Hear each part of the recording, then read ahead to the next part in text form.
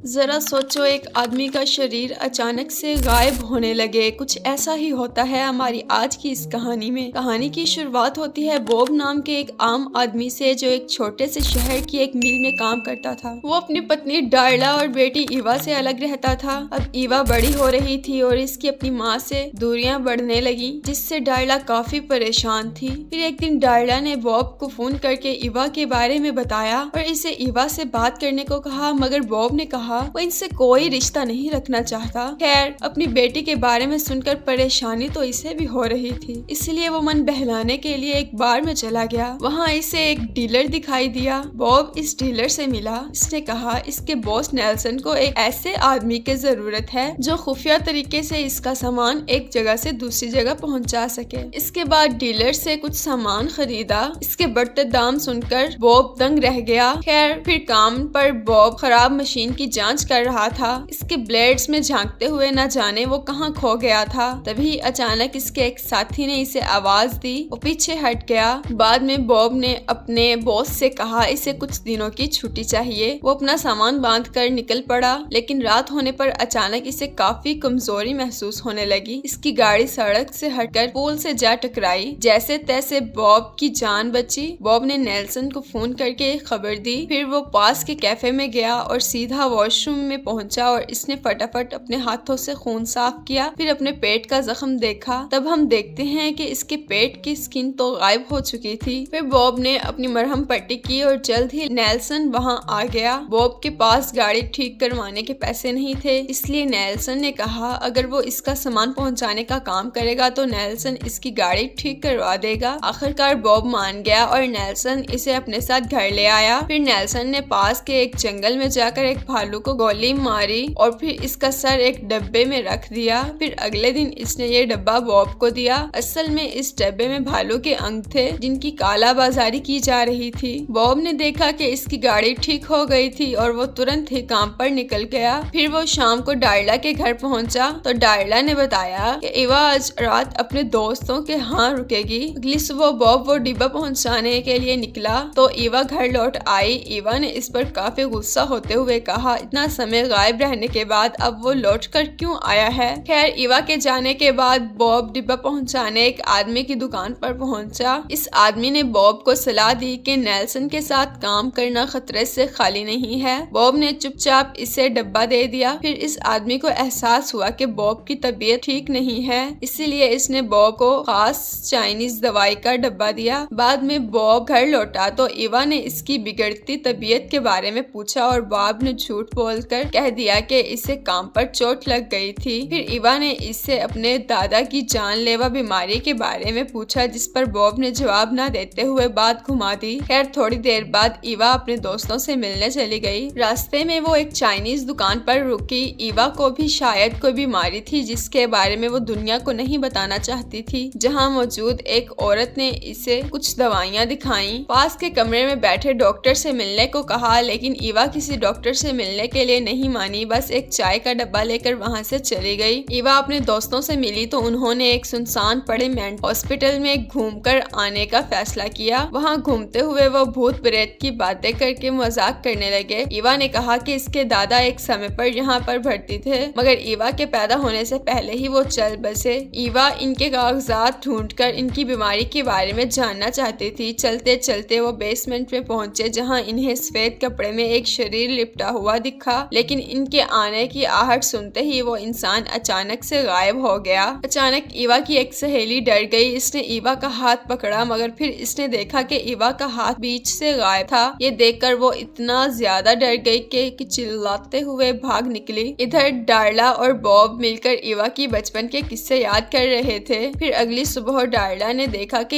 ईवा तो रात को घर ही नहीं लौटी। डार्ला और बॉब मिलकर ईवा को ढूंढने लगे, लेकिन इन्हें कोई अता पता नहीं लगा। तब बॉब को ईवा के कमरे में इसका फोन मिला तो इससे पता चला कि वो अपने दोस्तों के साथ मेंटल हॉस्पिटल गई थी। अब बॉब और डार्ला ईवा की सहेली के घर गए और इसके पिता ने कहा वो लड़की भी घर नहीं आई है। बाद में बॉब ने नेल्सन को फोन करके बताया कि इसके अगले पार्सल को मंजिल तक पहुंचाने में थोड़ा समय लग जाएगा। कुछ देर बाद बॉब को ईवा के बाकी दोस्त दिखाई दिए तो उसने जाकर ईवा के बारे में पूछा, मगर उन्होंने सीधे मुंह जवाब नहीं दिया। तो बॉब को को गुस्सा आ गया, वो हाथापाई पर उतर आया। तब उन्होंने बताया ईवा उनके साथ मेंटल हॉस्पिटल गई थी, मगर वहाँ से वो सभी डर के भाग गए थे और तब से ईवा कहाँ गायब है किसी को भी नहीं पता। तभी बॉब को एहसास हुआ कि ईवा वहाँ अपने दादा की बीमारी की छानबीन करने गई थी। इधर ईवा की आंख खुली तो वो एक पिंजरे में कैद थी। वहीं दूसरी ओर इसके माँ बाप मेंटल हॉस्पिटल में गए। वहाँ के सिक्योरिटी गार्ड्स ने इन्हें अंदर जाने से मना कर दिया। बॉब ने इस पर हमला किया मगर खुद ही दर्द के मारे नीचे गिर गया। तभी एक डॉक्टर वहाँ आई और उसने बताया कि वो बॉब और इसके पिता दोनों को जानती थी। इसने डार्ला से कहा कि बॉब की तबीयत ठीक नहीं है, इसीलिए इसे यहीं अस्पताल में रहना होगा। बॉब को याद आया कि बचपन में जब इसके पिता यहाँ पर भर्ती थे तो वो बाहर ही बैठा रहता था। बॉब को याद था कि इसके पिता नहीं चाहते थे कि बॉब इन्हें इस हालत में देखे। अब डॉक्टर ने बॉब को इसके कमरे का पता दिखाया और कहा वो भी यहीं रुककर अपना इलाज करवा सकता है, मगर बॉब ने इनकार करते हुए कहा ईवा को उसकी जरूरत है, लेकिन फिर भी सिक्योरिटी गार्ड्स ने इसे जबरदस्ती कमरे में बंद कर दिया। फिर रात को अचानक इसकी आंख खुली तो इसने देखा कि दरवाजा अपने आप ही खुल गया था और पास के टेबल पर मेन गेट की चाबियां भी रखी हुई थी। वो तुरंत वहाँ से भाग निकला और डार्ला के घर पहुँचा, मगर डार्ला वहाँ नहीं थी। अभी नेल्सन ने इसे फोन करके धमकाना शुरू कर दिया, अगर इसने समय पर पार्सल नहीं पहुँचाया तो इसका परिवार अपनी जान से हाथ धो बैठेगा। इससे बॉब और परेशान हो गया।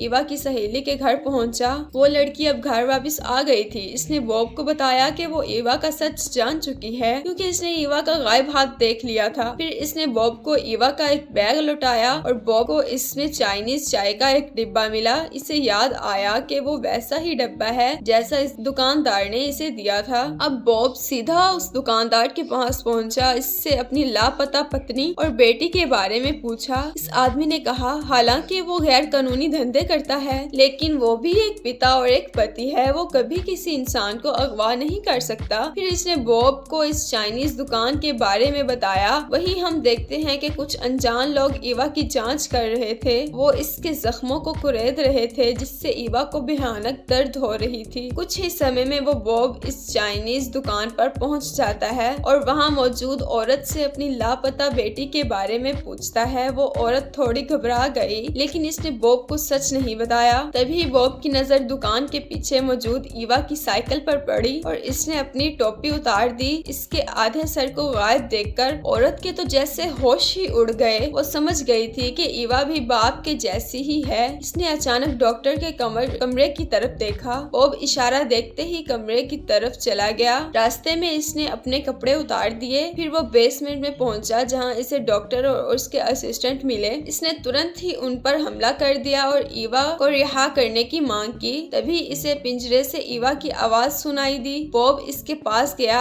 इसका आधा शरीर गायब देखकर ईवा बहुत डर गई, मगर बॉब ने इसे जैसे तैसे शांत किया। इसने पिंजरा खोलकर ईवा को आजाद किया और इसके साथ भाग निकला। बॉब और ईवा तुरंत घर पहुंचे तो डार्ला ने देखा बहुत तेजी से बॉब का शरीर गायब हो रहा था, इसीलिए वो फटाफट इसकी देखभाल में जुट गई। असल में डार्ला बॉब के गायब होने वाली बीमारी के बारे में जानती थी। फिर अगली सुबह बॉब को होश आया तो इसने ईवा से कहा इससे अपनी बीमारी के कारण इनसे दूर जाना पड़ा, लेकिन ये कुछ ऐसा था जो इनके खून में ही मौजूद था, इसीलिए ना चाहते हुए भी ये चीज अपनी बेटी को दे दी मैंने। खैर बाद में बॉब घर छोड़कर जाने लगा और इसने कहा वो दिन ब दिन कमजोर होता जा रहा है और ये सच दुनिया के सामने आने से पहले इसे बहुत दूर जाना होगा। तब ईवा ने भी इसके साथ ही जाने का फैसला किया क्योंकि इसका भी यही हाल होने वाला था। आखिरकार डार्ला ने इन्हें भरी आंखों से आखिरी बार विदा किया। फिर रास्ते में ईवा ने बॉब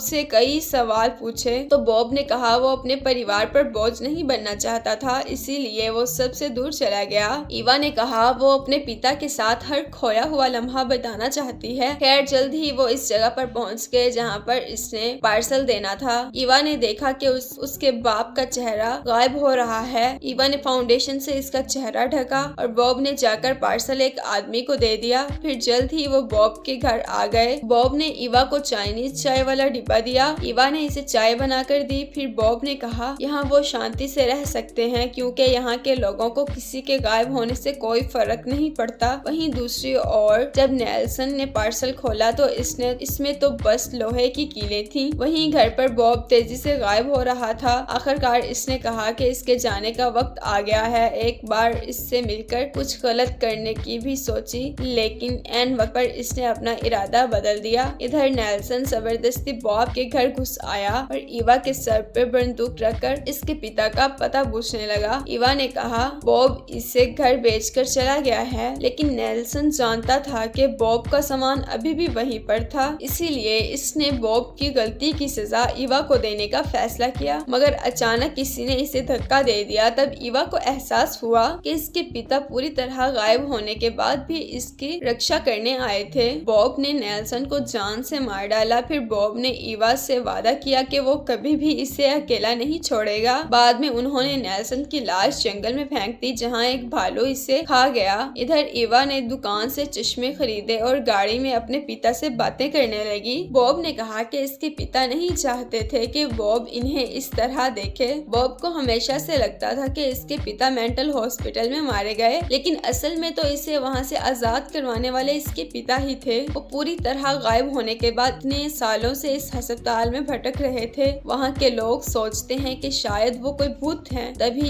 ईवा को हॉस्पिटल की बेसमेंट में वो सफेद कपड़ा याद आया। इसने कहा वो भी अपने दादाजी से जाकर बात करेगी, क्योंकि वो आज तक गायब होकर मेंटल हॉस्पिटल में घूम रहे थे। आपके हिसाब से गायब हो जाना एक सुपर पावर है या कमजोरी? कमेंट्स में जरूर बताना। मिलते हैं अगली वीडियो में।